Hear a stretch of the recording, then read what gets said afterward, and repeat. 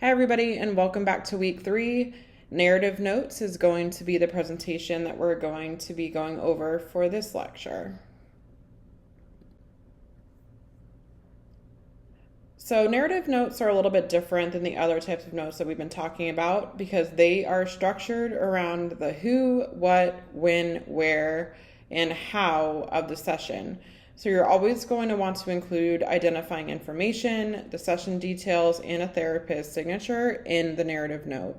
So this little graphic kind of details that. So date and time, you're going to put at the top, body of the note, which is going to be just the narrative description. So it's not going to follow something like a SOAP pattern or a burp or anything like that. It's going to have a client's name and file number and then signatures and credentials. So there are some advantages of narrative notes. Narrative notes really allow staff to document the unique client responses and are especially helpful when capturing story like clinical events. So I can tell you that from my personal experience, I used narrative notes every time I would chart while working in a pediatric hospital because I would facilitate one-on-one, mostly developmental play sessions with, our kids that we were working with. So especially like with babies or toddlers, stuff like that, there was typically a lot to write from, what position they were sitting in when they were engaging in a certain activity, exactly what the child did during that session, all of that type of stuff. So it's a good way to include, pretty much capture everything you did in your session into one quick and easy note. So as you can see, according to narrative notes, they're quick and easy to write. There are few rules to follow, so fewer things to keep in mind, like some of our other, maybe say like a SOAP note. They're quick to learn because, again, it's just a narration. It's just kind of telling a story of what you did during that session. There's really room for those detailed observations, and there is a sequential order of events as well in a narrative and note. So as you're writing it, you can kind of think about what happened as you started the session. So if you could say entered room, child was, wide-eyed and excited to see me, and then you're going to write about your session, and then you're going to write how it ended. So I really like that structure. So some disadvantages narrative notes, even though you can really capture everything that you did, they can be too long and vague, or they can also be unfocused, which can make them harder for others to interpret quickly. So if you're writing too much, sometimes it can get a little bit overwhelming if somebody just wants a quick snapshot of what you did. They can definitely be time consuming to write. I will say, again, just using that pediatric hospital example, when I worked there, I would devote the last, 2 to 3 hours of every day if I saw 7 to 8 patients doing the narrative notes. So they can definitely take up a lot of your time. It can be a big chunk of your day. Because there isn't a specific focus, or isn't, a specific layout, for example, like some of the other forms of notes, it can lack, the specific information, which could lead to some inefficiency. They can be a little bit cumbersome just because, again, the nature of a long, lengthy note, and they're not always effective for interstaff communication. So some therapists might write and maybe use a different abbreviation or have a different style of writing. So it can definitely be a little bit harder to interpret notes that are narrative notes when you're looking at them from another practitioner as well. So given the advantages, disadvantages, why would we use narrative notes? So even though they are time consuming, narrative notes do give clinicians a holistic picture and support individualized care.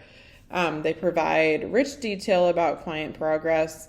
They really capture the unique behaviors structured forms of notes may miss, and they're really useful for legal documentation and treatment planning. Again, like a lot of the advantages that I talked about, you can really capture everything. If you're an efficient note writer, you can capture what's going on in the session.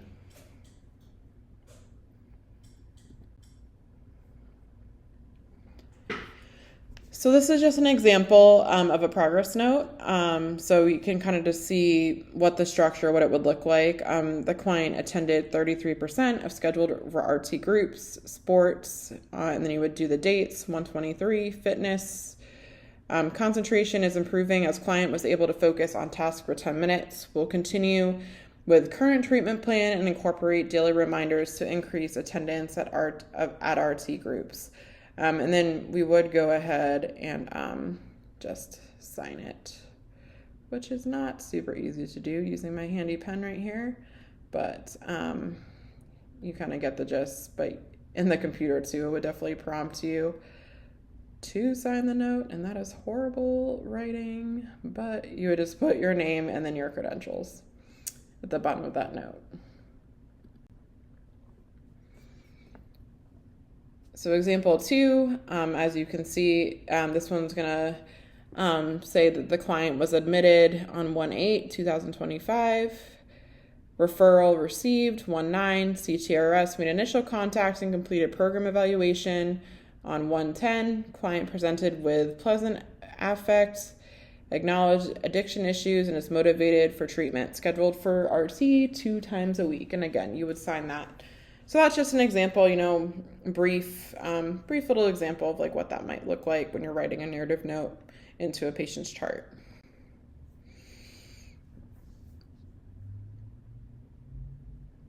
You can also record behavioral observations and actions, verbalizations, and affect. So these can be descriptive, but then also avoids interpretation. So as you can kind of read this behavioral note, Mr. Heathcott was brought to activity room or TRS, played piano. He turned pages, kissed TRS's cheek, placed head on her shoulder, refused to play piano, saying, "I mustn't, it might damage me." He smiled, laughed, and repeated short phrases. So that's just another narrative note, and that is including quotes and all of that, which is also beneficial for note writing.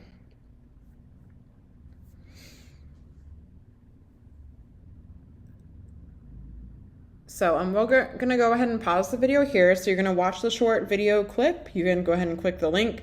And based off of that video, you're going to write a short and narrative note. And you're going to include date and time, objective observations, the client responses, and then your signature and credentials.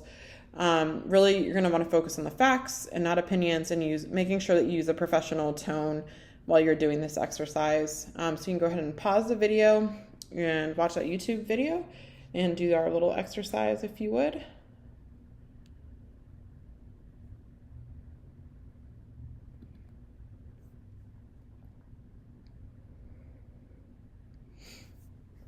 And we're going to wrap up this session with just some key takeaways. So the narrative note charting is an essential skill for recreational therapists.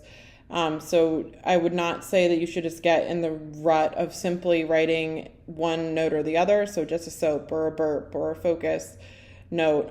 It's really going to vary on whatever organization and what setting and agency you're actually working for. That's going to drive what type of documentation that you're using and note writing. But the goal, like any note writing, is to be clear, professional, have professional communication about the client's progress and behavior. So just some key takeaways to think about as we wrap up this lecture. Narrative notes are flexible and detailed. They must include date, time, body, signature, and identifiers. Some advantages are quick, detailed, and chronological. Some disadvantages are that they're time-consuming and less standardized. And the more you write them, practice improves efficiency and clarity. So just some things to think about when you are, learning how to do narrative notes and thinking about those compared to other forms of our documentation that we've talked about this week. So thank you all for hanging around, and I will catch you all again soon. Thanks all. Have a good one. Bye.